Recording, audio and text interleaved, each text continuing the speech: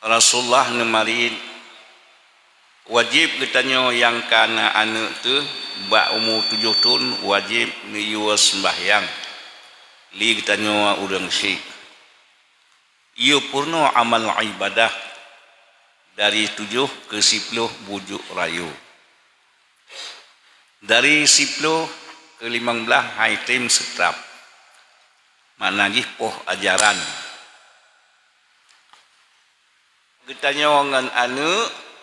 uronyan si berat-berat musuh anu ya Allah lun baik nutut ya Allah nyan siagam nyan sinang nyan pengkhianat hanai agama kekaya ya Rasulullah na kuyu hanai pada pakadian kayu nyo bengah ka semana okey kajak inta bak paut kajak inta bak isteri kajak tuang semayang payang kayu nah ya Allah hanai pati ya Allah dengan maha adil drone neplemah fakta yang kagu sorting di malaikat banyak lemah nyan pajang kayu dua dia nak kayu si mudip tu anak tu anak kayu cok tindakan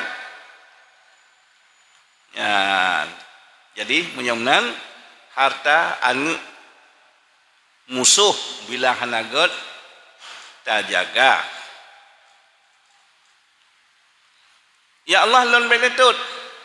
nama lum tukang bisu-bisu kolong nayah tuan pelanya lum segala-gala lum benetut hana salah lum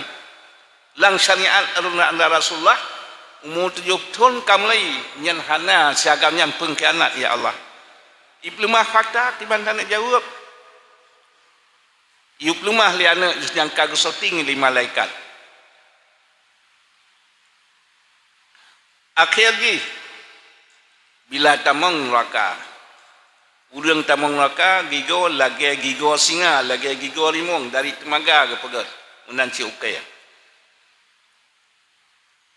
wate dua lapui hanam tukang kau beroi kap ya yafirul mar'u min akhi wa ummihi wa abi wa sahibati wa bani dia getanya tak peluang anu dikejar getanya te kejar getanya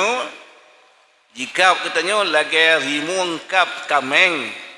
imamah ulai kameng li singa li rimung nyan kemenan anu getanya yang hana tajuk pendidikan agama nyoban singa nyok ke ilmiah tasawuf dia syariat yang kagak ahli nabi yang kagak ahli Allah wajib tak kerjakan bila hantar kerjakan nyoban efek dia. Terima kasih.